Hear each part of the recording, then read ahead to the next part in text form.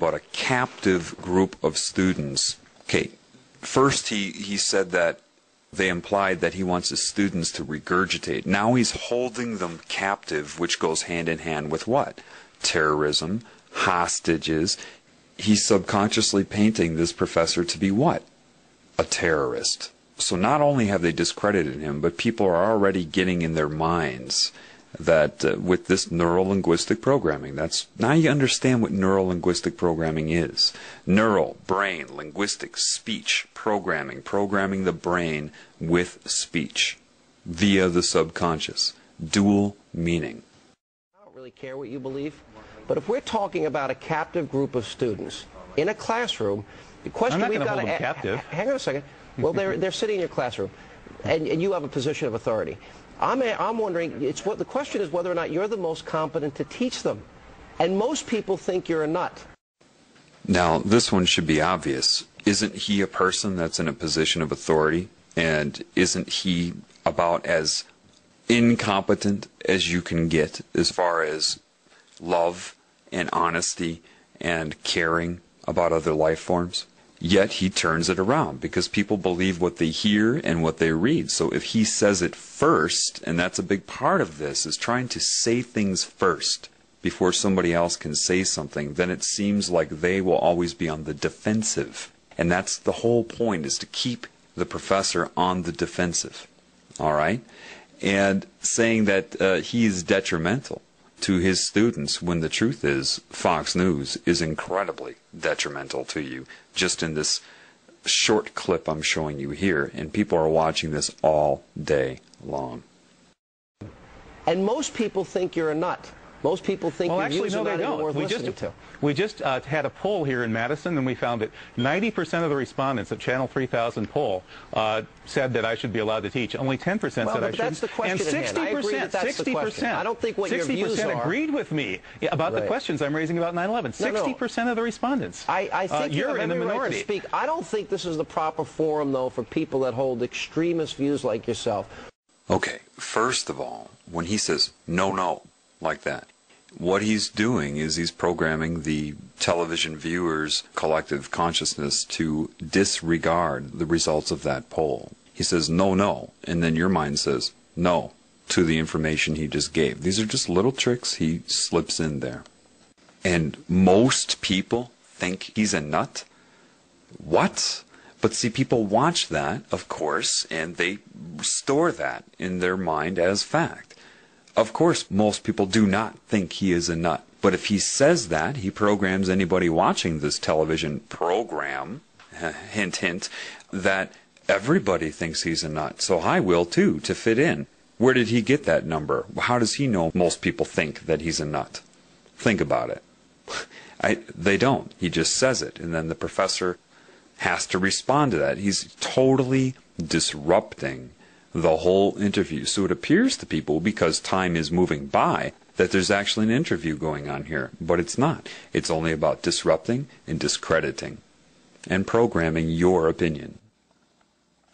Okay, first of all, I used to live in Madison, Wisconsin, and I can tell you that people did not think that he was crazy. It was the television that began to program people to think that he was crazy.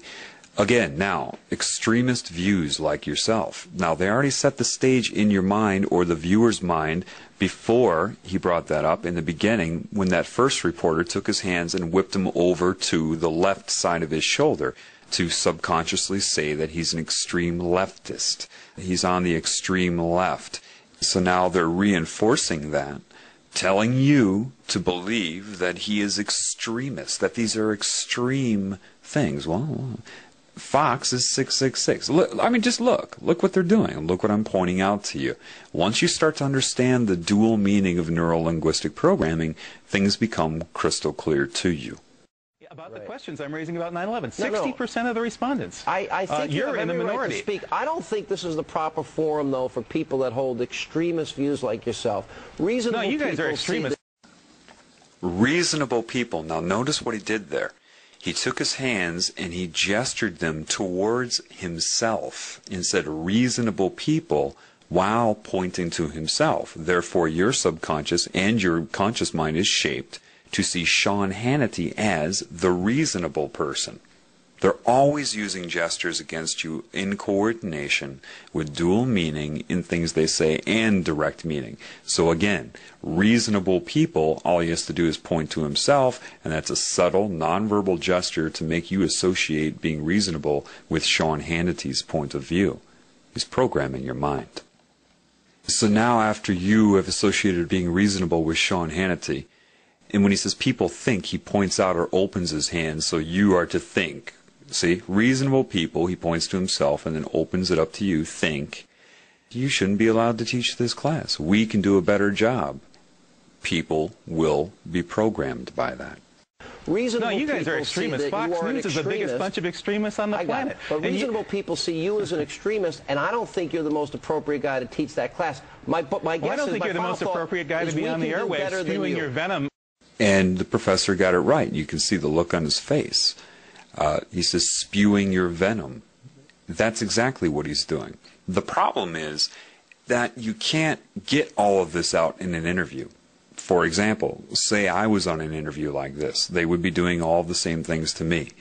All I would be doing is calling attention to everything he's doing, and then he would sit there and argue with me. Nothing would ever get discussed. This is how they take advantage of people. Look how long it's taken me. Do you know this clip is only like 2 minutes long, normally? But just to describe 2 very short minutes of media to you, look how long this is taking. That's the problem. That's why I haven't done it before, because I can sit here and explain it to you, but you need to open up your eyes so you can see it for yourself, because it all happens way too quickly. If you try to explain something that happens in a 3-second period, if you're not educated on that, if you're not aware of it, it will go by way too fast before you can bring somebody up to speed to understand what's going on. This is why I had to break it down for you, but I still can't do this with everything I see, because this is everywhere. This is common. This is always going on. And it just, you need to educate yourself, but you need to become aware. Again, dual meaning, neuro-linguistic programming, gesturing, association of concepts and beliefs, to link them, anchor them in your mind, to misdirect your perception, your beliefs, and your ability to perceive reality in general. Class, my guess I don't think you're the most appropriate guy to be on the airwaves spewing your venom throughout this country. I think you guys should be taken off the airwaves because you are the guys who are... We don't want to silence anybody. You teach and we'll do Hannity and Combs. Thank you, Professor. Coming up, we'll have a... We don't want to silence anybody. That's exactly what they have just done. Though you heard a lot of speaking going on, nothing was able to get out into the open. They completely took control of this poor man. And he's brave, okay, to get out there, lose his job, and to speak the truth. And they hound him like bees. They're using techniques that are hidden, that are sorcery. They're of sorcery in their nature. They're hypnotic. They're using negative energy, manipulative techniques, childish argument techniques. And so you've seen a lot of talking, but nothing got out into the open. And you see how nervous they made him. Why? Because he had to keep dealing with their techniques, and he couldn't express the truth. And this is how anybody who tries to get on the media to speak the truth is manipulated, and that's why most don't even bother. They don't bother because they would just get into an argument. I mean, what's the point? The expert that I've seen at this is Stephen Colbert. He was one of the biggest disinformation agents out there. He'll get somebody in for an interview and just completely distract, disrupt, discredit, and there is no interview. That's what I call Stephen Colbert's interviews. They're not interviews. They're Stephen Colbert using techniques to distract and discombobulate, basically. So this is why you don't get the truth in the media. Even if people do get a chance at airtime, they will be interrupted, misdirected, hypnotic suggestions to the audience that are watching it. You just can't. People that know the truth won't even try. They won't even try to go on the mainstream media, and people that do, it ends up like this. So until that is addressed, then nothing will ever be told on mainstream media. But what you can learn from this, don't watch TV. Okay? I hope this helps.